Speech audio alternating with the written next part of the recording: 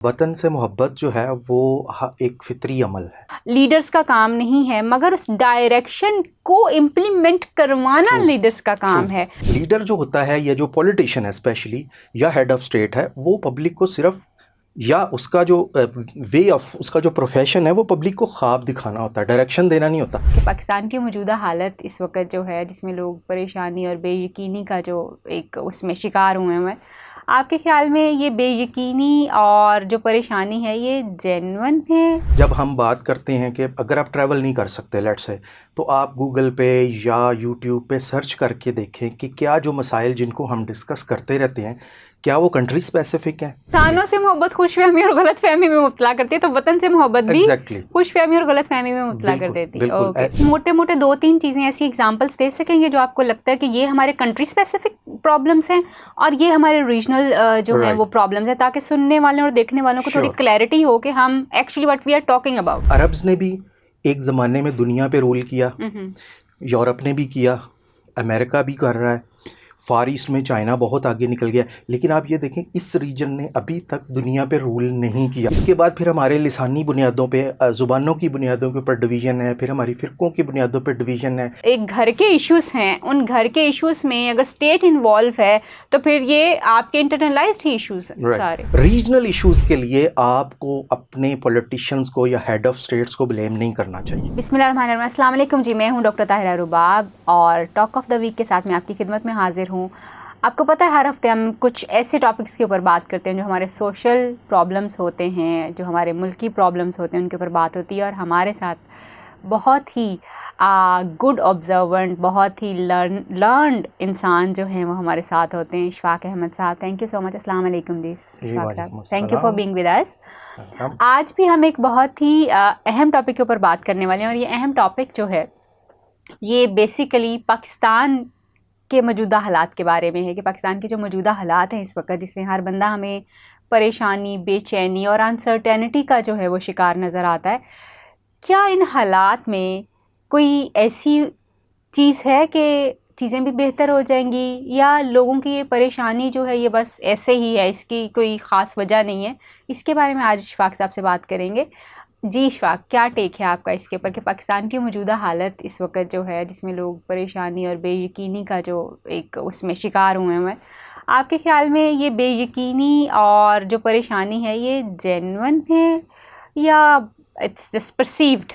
Right, basically काफ़ी बड़ा topic है, बिकॉज़ अगर आप देखें तो पिछले 70-75 साल से हम एक ही चीज़ सुनते आ रहे हैं जब से हम पैदा हुए हैं, और फिर हमारे बड़े जो थे वो ये कहते थे जब से हम दुनिया में आए हैं तो हम एक ही चीज़ सुनते आ रहे हैं, एक थ्रेट है इवन कंट्री की जो है ना वो ओवरऑल वेलबींग पे, और ये है कि मसाइल बहुत ज़्यादा हैं।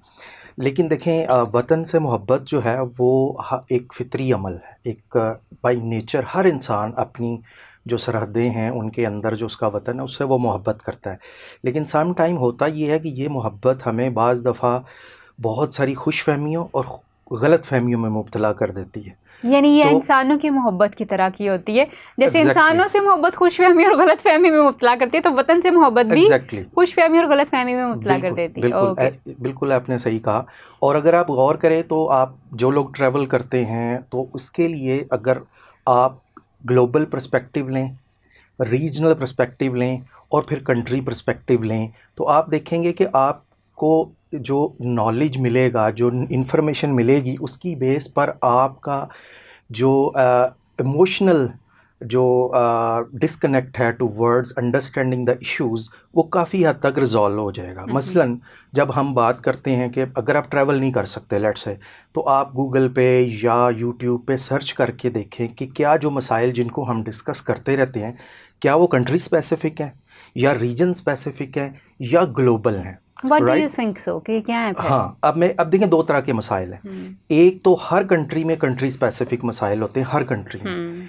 कुछ जो हैं वो रीजन स्पेसिफिक होते हैं, राइट, और कुछ ग्लोबल होते हैं, राइट। अगर हमें आज ये पता लग जाए कि यार एक इशू जो हम फेस कर रहे हैं अपने मुल्क में वो ग्लोबल इशू है, राइट, तो हमारा जो एक रिजेंटमेंट है, हमारी जो एक हेट्रेड है टूवर्ड्स लीडर्स या जो हेड ऑफ द स्टेट्स हैं, वो एक तो कम होगी। हमें पता होगा कि भाई ये ग्लोबल इशू है, राइट।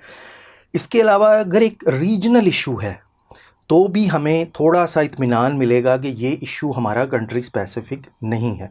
अब इस चीज़ को थोड़ा सा समझना, आप बता कुछ मोटे मोटे 2-3 चीज़ें ऐसी एग्जांपल्स दे सकेंगे जो आपको लगता है कि ये हमारे कंट्री स्पेसिफिक प्रॉब्लम्स हैं और ये हमारे रीजनल जो हैं वो प्रॉब्लम्स हैं, ताकि सुनने वालों और देखने वालों को थोड़ी क्लैरिटी हो कि हम actually what we are talking about. बिल्कुल। अभी देखें, अगर हम रीजनल बात करें तो रीजन्स की बात करें तो ओवरऑल हम उसको जस्ट हाई लेवल बात करते हैं कि हम आमतौर पर अपनी लोकल लैंग्वेज में गोरा कल्चर, एक हम कहते हैं कि गोरा कल्चर, जैसे आप यूरोप कह लें, वेस्टर्न कह लें, और आप इवन अमेरिका और नॉर्थ अमेरिका को भी इसमें शामिल कर लें, तो ये एक गोरा कल्चर हो गया, राइट। और अगर आप अरब वर्ल्ड में आ जाएं तो मिडल ईस्ट जो है वो आपका अरब कल्चर हो गया। इसी तरह आपका फार ईस्ट है जिसमें आपका चाइना है, जापान है। अब अगर आप गौर करें, और चौथा हम रीजन बड़े हम बड़े कल्चर्स की बात कर रहे हैं तो साउथ एशिया को आप ले लें।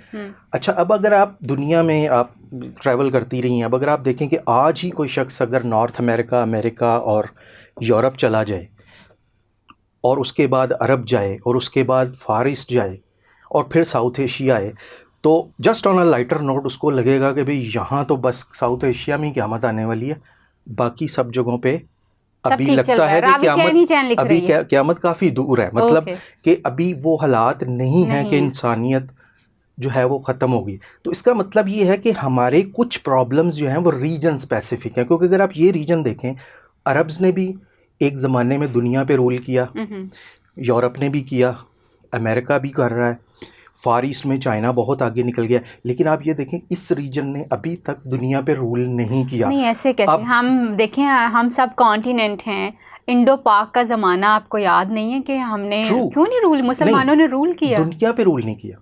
मतलब जैसे एक सुपर पावर है, जैसे ऑफ कोर्स जैसे बिकॉज़ ऑफ देयर प्रोग्रेस, आप कह सकते हैं, जैसे आप अरब की एक टर्की से लेकर जो सल्तनत उस्मानिया है, जिस तरह से उन्होंने वर्ल्ड को इन्फ्लुएंस किया, जैसे अभी आप देखें अमेरिकन कल्चर पूरी दुनिया को इन्फ्लुएंस कर रहा है, towards dressing, towards their language, उनकी मूवीज, उनकी हर चीज़ टॉप ऑफ द लाइन है, राइट। तो उस सेंस में अभी तक हम नहीं कर पाए, यानी हम एक इन्फ्लुएंसिंग कंट्री नहीं बन पाए।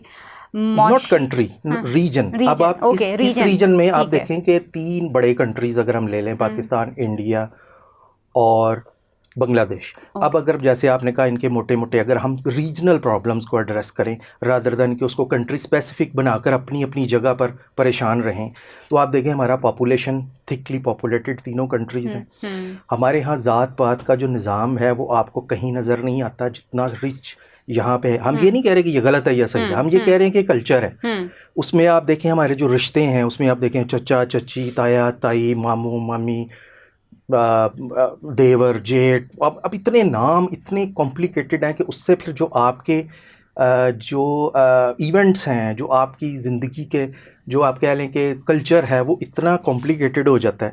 इसके बाद फिर हमारे लिसानी बुनियादों पे, ज़ुबानों की बुनियादों के ऊपर डिवीज़न है, फिर हमारी फ़िरक़ों की बुनियादों पे डिवीज़न है, फिर हम तीनों कंट्रीज़ को अगर आप देखें हम हाईली इमोशनल हैं, राइट। तो ये अगर आप देखें तो ये जो हमारा बिहेवियरल इशू है ये रीजनल है, ये कंट्री स्पेसिफिक नहीं है। अब फ़र्ज़ करें फ्लड आता है, राइट।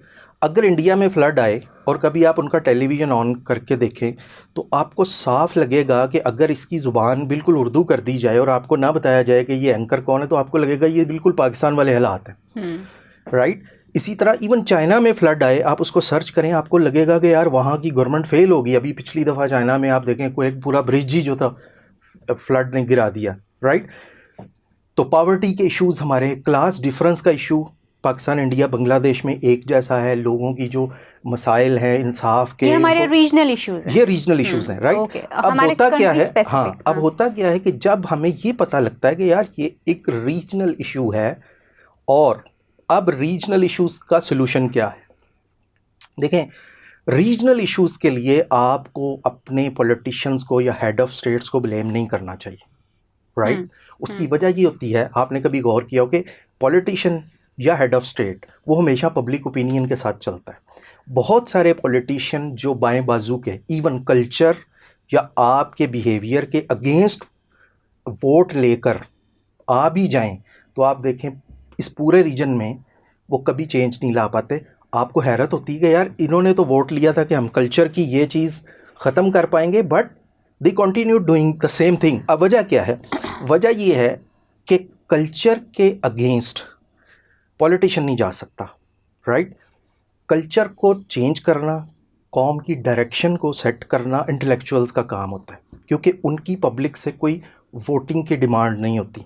तो इंटेलेक्चुअल्स जो हैं वो एक राइट ओपिनियन सेट करते हैं, राइट डायरेक्शन सेट करते हैं। तो अगर हमें अब हमारे यहाँ कॉन्फ्लिक्ट क्या है, रीजनल, ये जो हमारा इनरिच्ड कल्चर है, अब आप देखें, सॉरी मुझे एक चीज़ कंप्लीट करने दें कि इसमें कॉम्प्लिकेशन क्या है कि हम इस कल्चर के साथ कैपिटलिज्म के जो कैपिटलिस्टिक कंट्रीज़ की जो सुपर पावर्स हैं, इस कल्चर के साथ हम उनके बराबर जाना चाह रहे हैं। अब उसमें कॉन्फ्लिक्ट है। उसके लिए आपको एक डिफरेंट कल्चरल एनवायरनमेंट चाहिए, राइट? फिर आप उसको compete कर पाएंगे, जहाँ पे एक उसको एक्सप्लेन नहीं करना लोग जानते हैं, राइट? तो हम क्या कर रहे हैं, हम अपने कल्चर की वो सारी मसलन शादियां वैसे करना चाह रहे हैं, हम अपने ख़ानदानी निज़ाम को वैसे चलाना चाह रहे हैं, हम इकट्ठे उसी तरह से रहना चाह रहे हैं, जो कि एक एक्सपेंसिव वे ऑफ लिविंग है। अब हमें ये डिसाइड करना है कि क्या हम इस कल्चर को लेकर आगे चलें या हम इस कल्चर को थोड़ा सा चेंज करें, राइट? ताकि हम कैपिटलिज्म में उन डेवलप्ड कंट्रीज़ का मुकाबला कर सकें। ये डायरेक्शन हमारी पब्लिक, इन कंट्रीज़ की पब्लिक पिछले 70 या 80 साल से अपने लीडर से एक्सपेक्ट कर रही है।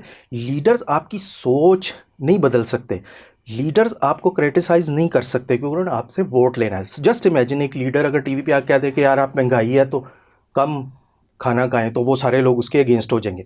लीडर जो होता है या जो पॉलिटिशियन है स्पेशली, या हेड ऑफ स्टेट है, वो पब्लिक को सिर्फ, या उसका जो वे ऑफ, उसका जो प्रोफेशन है वो पब्लिक को ख्वाब दिखाना होता है, डायरेक्शन देना नहीं होता। डायरेक्शन हमेशा इंटेलेक्चुअल्स देते हैं, और ये जो इंटेलेक्चुअल्स आपके ड्रामा राइटर हो सकते हैं, आपके फिल्म राइटर्स हो सकते हैं, आपके शायर हो सकते हैं, ये उन्होंने बताना होता है कि सोसाइटी जो है उसकी क्या डायरेक्शन हो कि वो अपने इन मसाइल को काफ़ी हद तक कट डाउन कर सकें, राइट? तो ये हमारे जो आधे इश्यूज़ हैं वो कल्चर से रिलेटेड हैं, जो कि कॉमन है between among India, Pakistan and Bangladesh. हाँ, फाइन, दैट्स एक्सेप्टेबल। मगर हम इसको इवन देन हम वी कैन नॉट, मसलन हम ये नहीं कह सकेंगे कि इंडिया में ज़ात पात का कल्चर ख़त्म होगा तो हमारा भी हो जाएगा। हम नहीं कह सकते।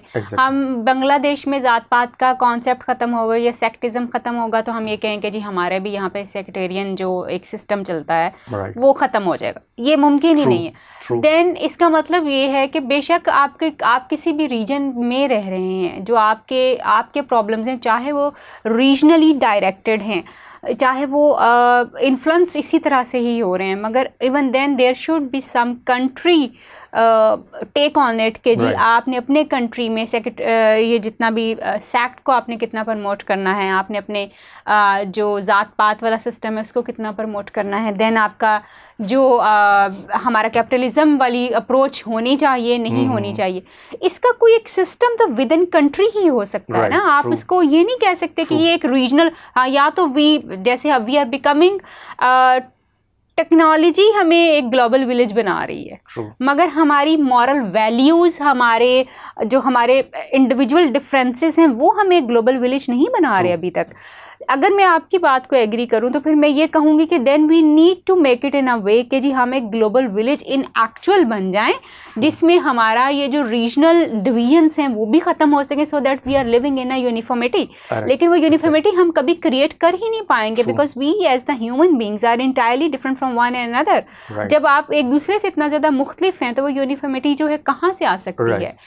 तो फिर then again it comes to the ये मैं आपकी बात दैट्स अंडरस्टैंडेबल कि शायद डायरेक्शन देना जो है वो लीडर्स का काम नहीं है, मगर उस डायरेक्शन को इम्प्लीमेंट करवाना लीडर्स का काम है। अगर जैसे अभी तक हम अपने फिर से हमारे वो एक आपको याद होगा कि हमने कन्वर्सेशन अपनी रखी थी विमेन राइट्स के ऊपर, हमने बात की थी। अंडरस्टैंडेबल कि चाइना अभी भी विमेन राइट्स के ऊपर फाइट कर रहा है, वहाँ की औरत अभी भी सफ़र कर रही है, जापान की सफ़र कर रही है, हमारे इस रीजन की औरतें सफ़र कर रही। लेकिन वो किसी और उसके ऊपर स्टेज के ऊपर सफ़र कर रही हैं. But when it comes to Pakistan और इंडिया, शायद अब पाकिस्तान से थोड़ा सा बेहतर है, आई डोंट नो, हो सकता है हमसे भी वर्स हो. लेकिन इंडिया, बांग्लादेश और पाकिस्तान जो हैं वहाँ पे अभी औरत बहुत ज़्यादा सफ़र कर रही है, because she is not taken as human being yet. तो वहाँ वो सफ़र कर रही है. अब जब हम ये बात करते हैं कि ये रीजनल प्रॉब्लम है, regional policies are there that everybody who is a human, they have right to live, they have right to educate, they have right to participate, they have right to give your opinion. ये उनके basic rights हैं. एक बच्चे के ये सारे rights हैं और वो ये सबके राइट्स हैं, मगर हमारी इम्प्लीमेंटेशन नहीं है. तो फिर तो then again it comes to your politicians के वो लोग, they are the failure ones, जो इस चीज़ को जो है शायद अपने कंट्री के ये जो बेसिक इश्यूज जिन पे हमारा एक सोशल डिग्रेडेशन हो रहा है, हम इतने ज़्यादा नीचे जा रहे हैं, कहीं ना कहीं हमारी जो इम्प्लीमेंटेशन वाला पार्ट है, क्योंकि हमारे इंटेलेक्चुअल तो they are trying to make it कि अच्छा ये होना चाहिए, ये होना चाहिए, they are trying to make the mindset. मगर वो माइंड सेट एक मैसिव लेवल पे कब आएगा, जब लेट्स से आपने एक माइंड सेट बना लिया, अभी भी जैसे माइंड सेट बने हुए हैं लोगों के, but when we see it in actual कि गवर्नमेंट के लेवल के ऊपर या इम्प्लीमेंटेशन के लेवल के ऊपर वो जो माइंड सेट हमारा बन चुका है उसकी इम्प्लीमेंटेशन कहाँ है, तो we see there is nothing happening actually. तो वो कॉन्फ्लिक्ट आपका इंटरनलाइज्ड हो जाता है कि ये हमारे कंट्री का, यस हमारे मुल्क का ये एक मसला है. उसके ऊपर आपका क्या टेक है कि क्या हमें ये कह सफिशेंट है कि जी कुछ हमारे रीजनल इश्यूज़ हैं और कुछ हमारे जो हैं वो इंटरनल इश्यूज़ हैं, दैट्स अंडरस्टैंडेबल, क्योंकि जो एक घर के अंदर के इश्यूज़ हैं वो पूरी सोसाइटी के इश्यूज़ तो नहीं है ना. लेकिन इवन देन अगर एक घर के इश्यूज़ हैं, उन घर के इश्यूज़ में अगर स्टेट इन्वॉल्व है तो फिर ये आपके इंटरनलाइज्ड ही इश्यूज़ हैं सारे. देखें, अब बात यह है कि पहले तो कोई भी इशू अगर हम एड्रेस करना चाहते हैं तो हमें ये देखना है कि क्या हम डायरेक्शनली सही हैं और डायरेक्शनली हम सही बंदे के पास जा रहे हैं. राइट. उसकी वजह ये होती है कि हम ब्लेम तो हेड ऑफ स्टेट्स को करते हैं, लेकिन इन्फ्लुएंस जो हम लेते हैं वो या मीडिया से लेते हैं या ड्रामा से लेते हैं, या तो दैट मीन्स कि हम जाना कहीं और चाह रहे हैं और डायरेक्शन कोई और है. पहले इस कन्फ्यूजन को दूर करना ज़रूरी है. उसकी वजह ये है, मैंने जैसे कहा कि अगर आप कोई भी इशू, जैसे अभी आपने कहा कि विमेन राइट्स का जो इशू है वो चाइना में भी है, जापान में भी है, मुख्तलिफ़ जगहों पे भी है. अब होता ये है कि पहले डायरेक्शनली आप देखें कि आप इस इशू को कहाँ प्लेस करना चाहते हैं. क्या ये ग्लोबल इशू है? राइट. तो उसका मतलब ये है कि अगर ये ग्लोबल इशू है तो हमारे जो लोकल हेड ऑफ स्टेट्स हैं उनके लिए ये नियर टू इम्पॉसिबल या एक मुश्किल काम है इसको टच करना. अगर ये रीजनल इशू है ये रिलेटिवली इजी है. अगर ये पाकिस्तान स्पेसिफिक है then it is very easy. तो पहले तो आपको कैटेगराइज करना है कि ये इशू फॉल कहाँ करता है. राइट. अच्छा, अगर आप किसी लेट्स से विमेन को कह दें, अगर हम इसी की एक औरत को आप ये कह दें, लेडी को, कि यार ये इशू सिर्फ पाकिस्तान में ही है कि औरतों के साथ ऐसे होता है, तो उसकी सारी की सारी नफ़रत जो है ना वो पाकिस्तान के पॉलिसी मेकर्स के अगेंस्ट हो जाएगी. लेकिन जब आप उसको एक रियल पिक्चर दिखाते हैं कि देखो ये चीज़ें दुनिया में होती रहती हैं, तो कोई भी वाक़या हो, जैसे गॉड फॉरबिडन कोई एक सीरियस एक्सीडेंट हो जाता है, तो पहला रिएक्शन क्या होता है? लोग हमेशा ब्लेम करते हैं, यार इनको समझ नहीं आती, ये रोड नहीं करते, ये नहीं. जब आप उसको कहते हैं कि नहीं यार अभी पिछले ये accident, let's say lady Diana का जो एक्सीडेंट हुआ था जो, तो आप थोड़ा सा नॉर्मलाइज होते हैं. पहले तो आप इमोशनली आपको कोई ब्लैकमेल नहीं करता. राइट. तो होता क्या है कि जब आप हर इशू को कंट्री का इशू समझ लेते हैं और ये नहीं समझते कि वो इशू रीजनल है, राइट, या हमारा कल्चरल है, कल्चर हमेशा रीजन तक उसकी बाउंड्रीज होती हैं, तो आप क्या करते हैं कि आपको फिर इस मिसअंडरस्टैंडिंग का नुकसान क्या होता है कि आपको फिर पॉलिटिकल लीडर स्पेशली इस चीज़ पे ब्लैकमेल करते हैं. वो ये कहते हैं कि हम आकर इसको ठीक करेंगे. आप उनको वोट देते हैं, जब वो आते हैं और आके उसको टच करने की कोशिश करते हैं तो वो फिर खुद ही बैक ऑफ कर जाते हैं कि we can not change it. Why? कि यार ये इशू कल्चर है, और कल्चर आपको पता है कि सदियों पुरानी चीज़ होती है, जो कि आपकी एनवायरनमेंट, आपकी एटमॉस्फेयर, आप कहाँ से रहे, आप क्या खाते हैं. हम देखें बांग्लादेश के लोग मछली क्यों ज़्यादा खाते हैं, वहाँ पे आप देखें कि पानी, दरिया. पंजाब के लोग जो हैं वो गंदम ज़्यादा खाते हैं. तो ये चीज़ें ऐसी हैं कि जिनको आप टच नहीं कर सकते. राइट. तो बहुत सारे लोग जब अपने इशू को डायरेक्शनली पहले सही जगह पर कैटेगराइज नहीं कर पाते, तो उसकी वजह से वो जो तबका सफ़र कर रहा है वो गलत बंदे के पास जाकर या गलत बंदे को अपनी जो है ना वो समझ लें कि गलत जगह पे अपनी एनर्जीज़ लगाता रहता है, गलत बंदे को वो इशू एड्रेस करता रहता है, क्योंकि उसको पता ही नहीं है कि लेट्स से ये एक ग्लोबल इशू है। फॉर एग्ज़ाम्पल, एक एग्ज़ाम्पल है लाहौर का अभी जो पोल्यूशन में नंबर है वो पिछले कुछ दिनों में नंबर 1 था दुनिया में पोल्यूशन के पॉइंट ऑफ व्यू से।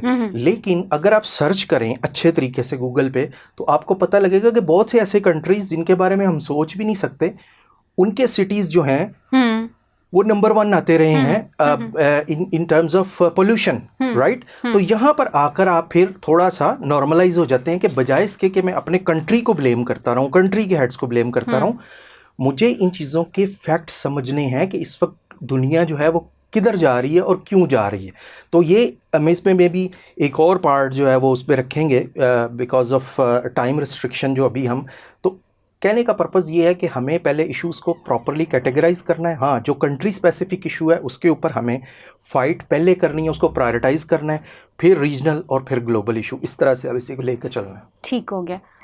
Thank you so much Ishfaq for making this so clear for us कि हमने अपने ग्लोबल और इंटरनल जो कंट्री के इश्यूज़ हैं उनको किस तरह से सेपरेटली देखना है और किस तरह से उनको चलाने की कोशिश करनी है। यानी समटाइम्स ऑफ कोर्स हम जो मुल्क के इश्यूज़ होते हैं वो उनको अपने घर के इश्यूज़ बना लेते हैं, और समटाइम्स जो हैं वो रीजन के जो इश्यूज़ होते हैं उनको हम अपने मुल्क की इशू बना के उनको अपने सर पे सवार करते हैं, और फिर हम कैटेगराइजेशन नहीं कर पाते, तो एक मसला जो है वो ज़रूर होता है। और इंटरनल कम्युनिटी और इंटर कम्युनिटीज़ जो है हेट्रेड भी डेवलप होता है, और फिर इसी तरह से अपने लीडर्स के ख़िलाफ़ भी हमारी एक जो पोलराइजेशन है वो ज़्यादा स्ट्रॉन्ग होना शुरू हो जाती है। Thank you so much for giving us this wisdom. आपसे फिर मुलाकात होगी जी, नई किसी टॉपिक के ऊपर इशफाक साहब को बुलाएंगे कि वो हमें और विजडम जो है वो ज़रा दें, हमें नॉलेज दें, इंफॉर्मेशन दें। जैसे मैंने आपको बताया कि बहुत गहरी नज़र है इनकी पाकिस्तान के इश्यूज़ के ऊपर, बड़े अच्छे ऑब्जर्वेंट हैं, चीज़ों को बड़े बारीक बीनी से देखते हैं और बहुत कुछ इनसे सीखने का मौका मिलता है, और इनकी मेहरबानी ये है कि ये टाइम दे देते हैं। बहुत शुक्रिया जी, अल्लाह हाफ़िज़।